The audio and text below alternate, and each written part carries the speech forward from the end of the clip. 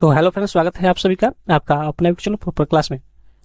जैसा कि आपको पता है, हम लोग क्लास 9th का हम लोग फिजिक्स शुरू किए हुए हैं और इसमें हम लोग पढ़ रहे हैं गति यानी मोशन के बारे में। और इसमें हम लोग ग्राफ को लेकर के चल रहे हैं। अगर आप किसी भी एग्जाम की तैयारी कर रहे हैं, जैसे कि आरआरबी हो गया, ग्रुप डी हो गया ने, उसमें अगर आप एनटीपीसी की तैयारी कर रहे हैं, बिहार पुलिस की तैयारी कर रहे हैं, एएसएससी की तैयारी कर रहे हैं, जो भी कॉम्पिटिटिव एग्जाम है, अगर उसमें आपको फिजिक्स पूछ रहा है, ठीक ना, फिजिक्स से अगर प्रश्न पूछ रहा है तो आप सही जगह पर हैं। इससे आप अपने बेसिक को ठीक कर सकते हैं और उसमें दिए गए प्रश्न को आप हल कर सकते हैं। ग्राफ से संबंधित बहुत से प्रश्न पूछे जाते हैं। अगर आपका फिजिक्स कमजोर है तो आप इसको जरूर देखें और अपने ग्राफ से संबंधित या जो भी टॉपिक है, गति है, मोशन, ये सबको आप ठीक कर सकते हैं हमारी इस वीडियो को देख करके। तो हमने बताया आपको था कि अगर ग्राफ में त्रिभुज बन रहा है, आयत बन रहा है और क्या बन रहा है जी, अगर समलंब चतुर्भुज बन रहा है इस प्रकार से, तो आप उसका दूरी निकाल सकते हैं। तो सबसे पहले हम एक त्रिभुज वाला सवाल दिए हुए थे जिसको हम लोग हल भी किए हुए थे, और आप उसके आगे हम यानी आयत और समलंब चतुर्भुज की फॉर्मूला को देखेंगे कि कैसे हम उसको बनाते हैं। तो सबसे पहले हम एक यहाँ पर ग्राफ दे रहे हैं, जैसे कि यह एक ग्राफ हो गया।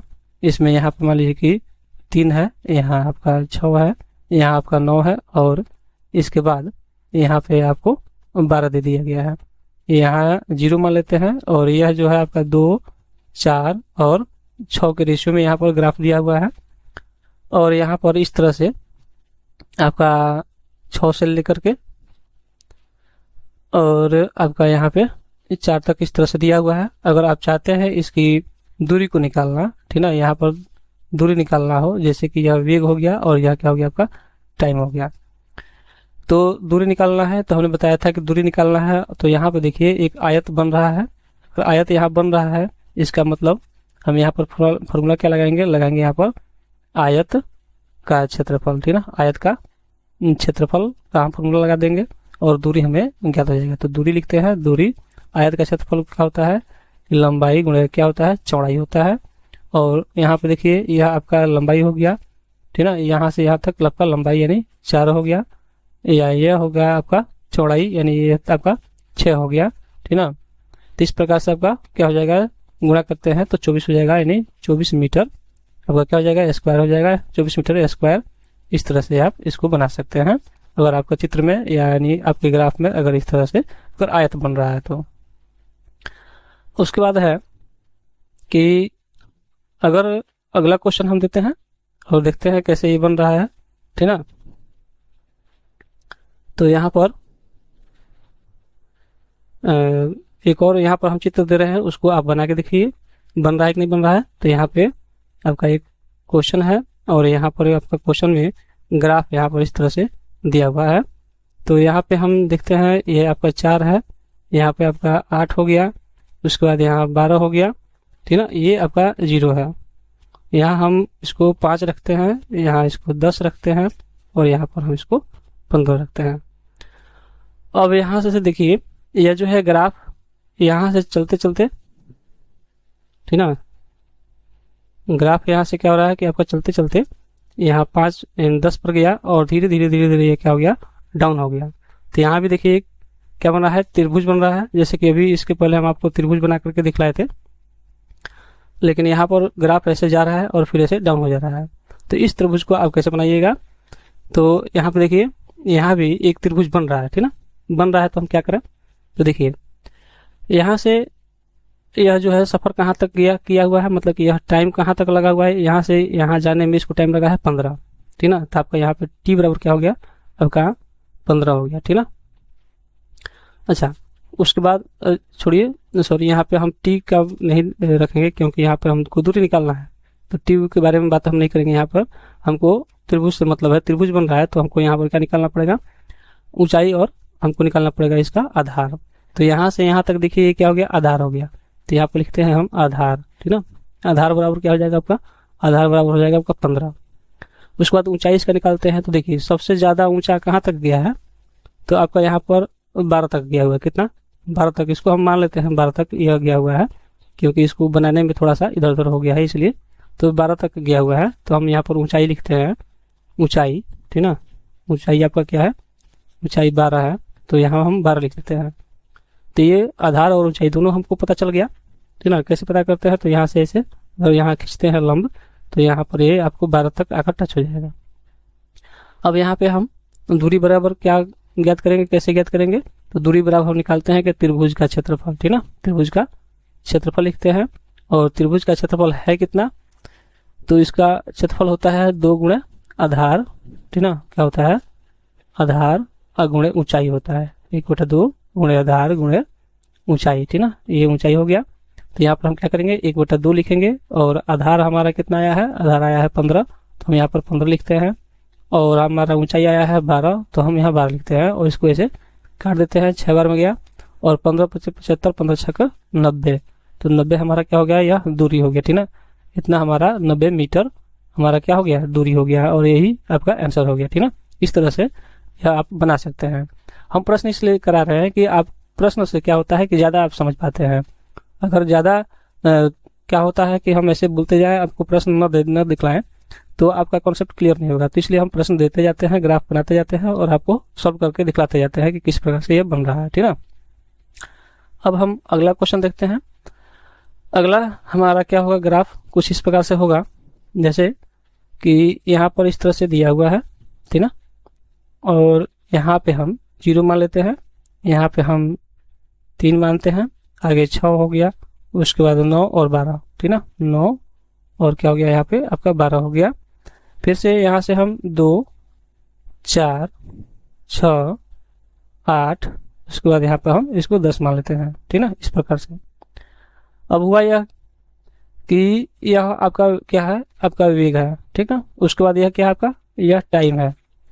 यहाँ से यह वेग जो था, यहाँ से यहाँ तक त्वरण जो है, यहाँ से आपका यहाँ से त्वरण जो है कुछ इस प्रकार से जा रहा है, और जैसे ही यहाँ पे 6 पर आया, इसको हम ऐसे ठीक से ड्रॉ कर लेते हैं।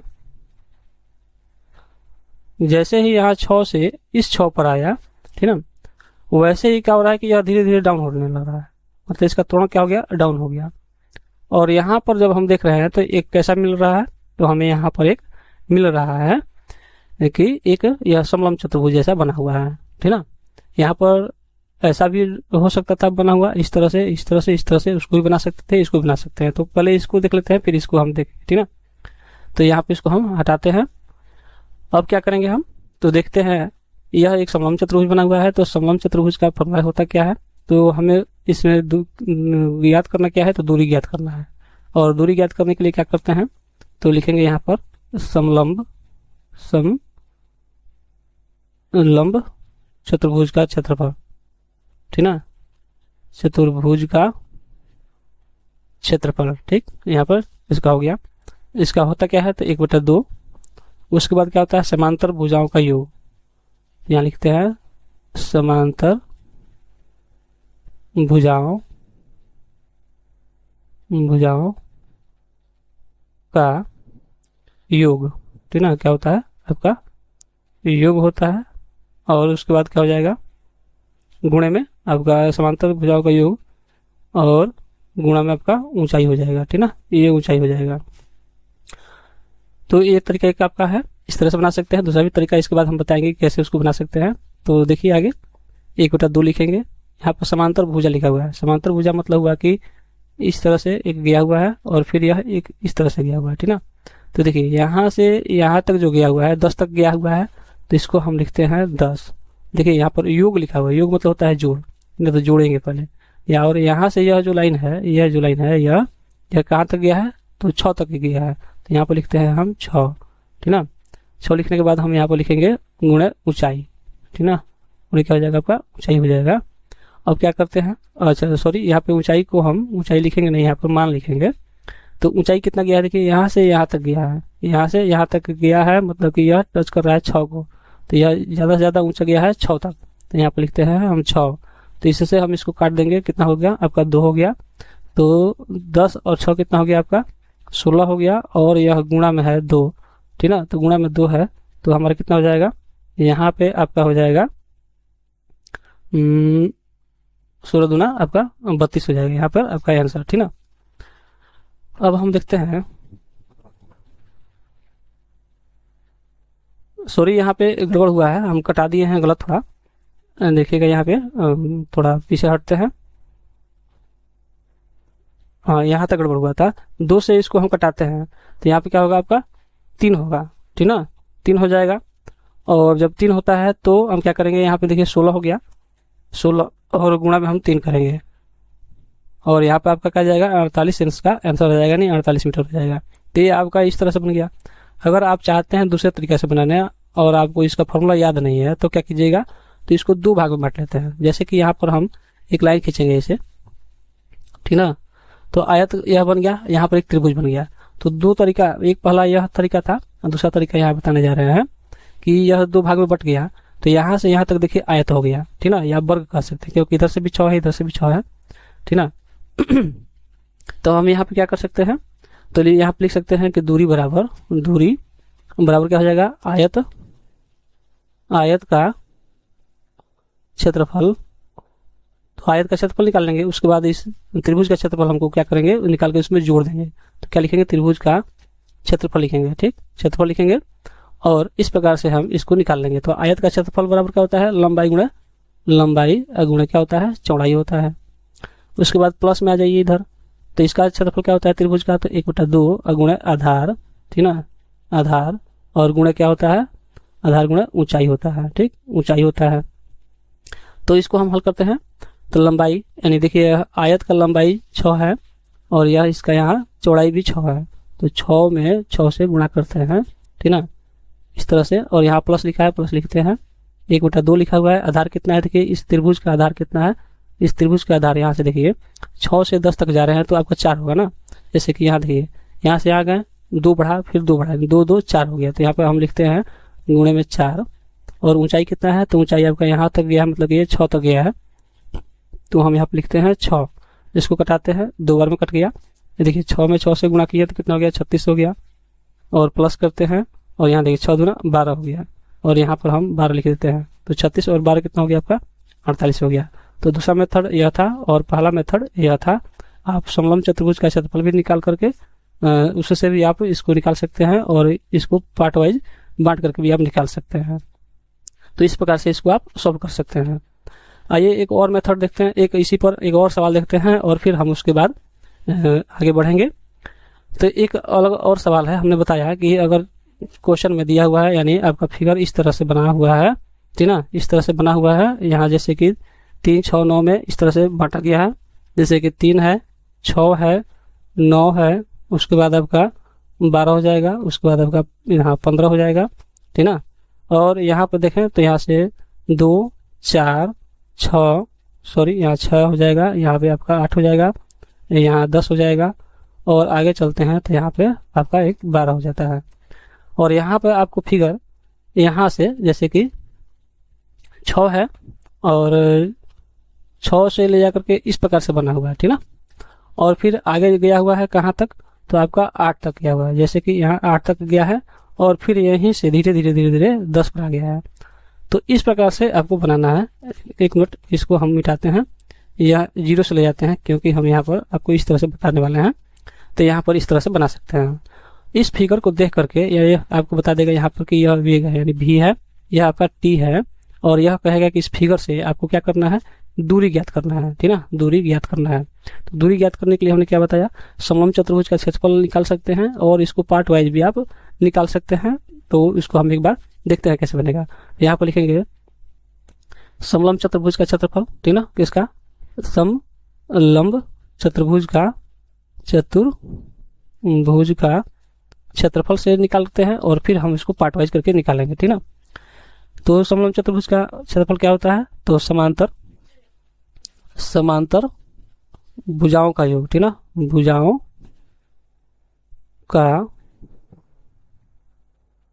का योग अगुणा यहाँ पर रहेगा आपका ऊंचाई, ठीक ना, ऊंचाई रहेगा और यहाँ पे आपका 1/2 रहेगा, ठीक ना, 1/2 रहेगा। अब हम क्या करते हैं यहाँ पे, तो यहाँ पे 1/2 लिखते हैं और समांतर भुजा कितना है, तो देखिए यहाँ से यहाँ तक आया है तो 10 हो गया, तो यहाँ पर हम लिखते हैं 10।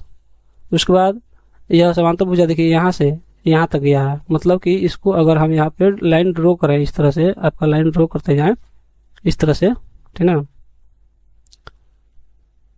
यहाँ पे इस तरह से अगर लाइन ड्रॉ किया जाए तो आके मिलता है कहाँ तक, 8 पर मिलता है। तो यहाँ से यहाँ तक कितना दूरी हुआ, तो 2 और फिर 2 4 हो गया। तो यानी यह जो है इसकी दूरी जो है, यानी इसकी जो लंबाई है इस भुजा की 4 है। तो हम यहाँ पर लिखते हैं 4, ठीक ना, इस तरह से। उसके बाद हम यहाँ पे लिखेंगे गुणे ऊंचाई। तो ऊंचाई कितना है, देखिए यहाँ से यहाँ तक गया हुआ, मतलब कि 9 पर जाकर के मिल रहा है, तो हम यहाँ पर 9 लिखते हैं।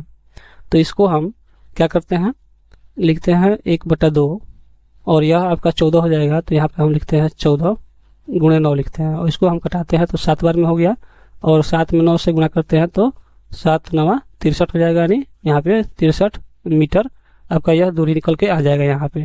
तो यह आपका क्या हो गया, आपका पहला तरीका था, जिस तरह से आप क्या कर सकते हैं, समलंब चतुर्भुज आप निकाल सकते हैं, ठीक ना। अब हम बताएं कि आप इसको कैसे निकाल सकते हैं। तो आप इसको निकाल सकते हैं किस तरह से, तो पार्ट वाइज करके। देखिए यहाँ पर एक आयत बन रहा है, एक यहाँ त्रिभुज बन रहा है, एक यहाँ त्रिभुज बन रहा है। तो यह त्रिभुज बन रहा है, यहाँ पर हम क्या करते हैं, त्रिभुज का सिंबल देते हैं ताकि समझ में आएगा। यहाँ त्रिभुज है और तो यहाँ पे भी त्रिभुज हम बना ही देते हैं, ठीक ना। और यहाँ पे क्या बना हुआ है, तो यहाँ पर एक आयत बना हुआ है। 3 चीजें हैं और तीनों को जोड़ करके बनाइएगा तो भी यहाँ आपका बन जाएगा, ठीक ना। तो एक बार हम देख लेते हैं कैसे बन रहा है यह, ठीक।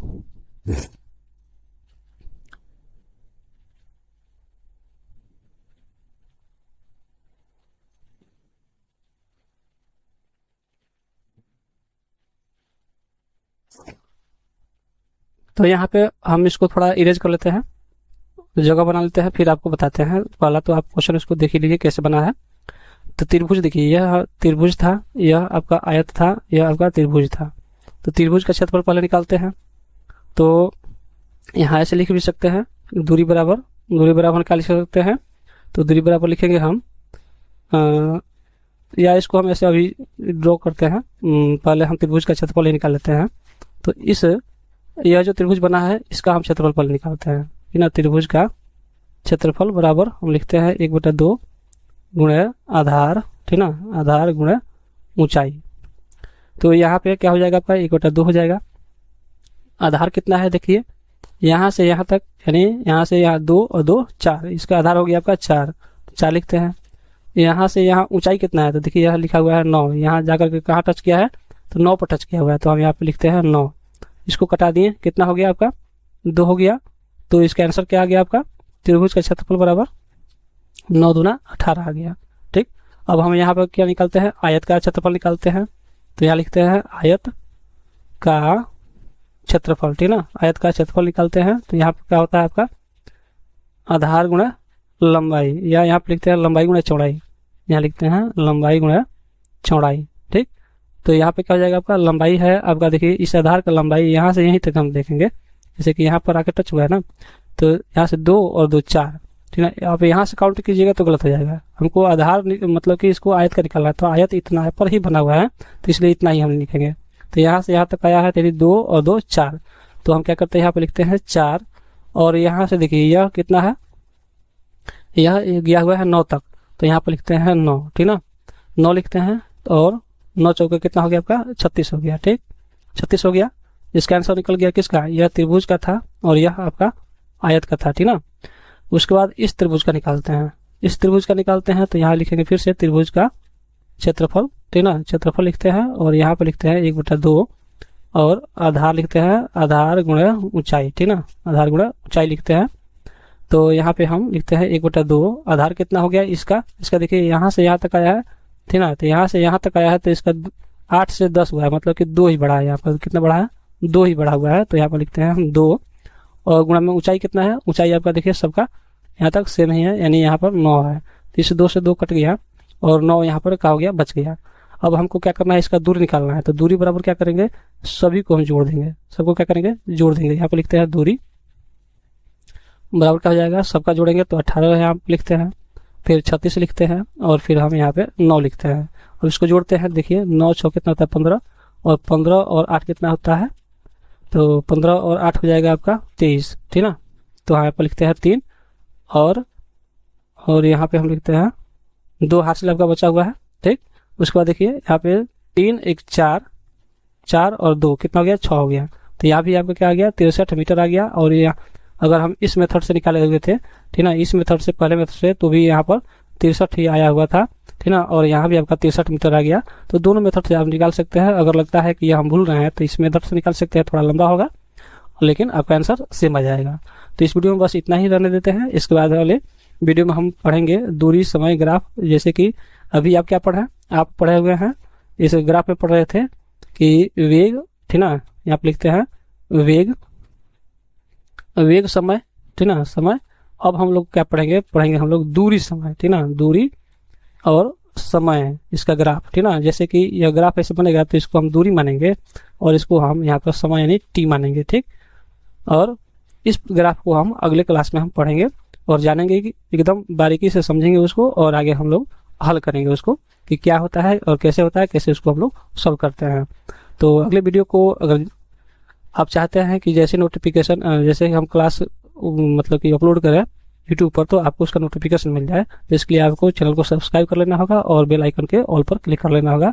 बस आप निश्चिंत रहिए, जैसे ही हम वीडियो डालेंगे आप तक पहुंच जाएगा नोटिफिकेशन उसका, और आप उस वीडियो को देख लेंगे और अपने नॉलेज को गेन कर सकते हैं। तो चलिए मिलते हैं अगले वीडियो में, तब तक के लिए सभी को धन्यवाद। जय हिंद, जय भारत।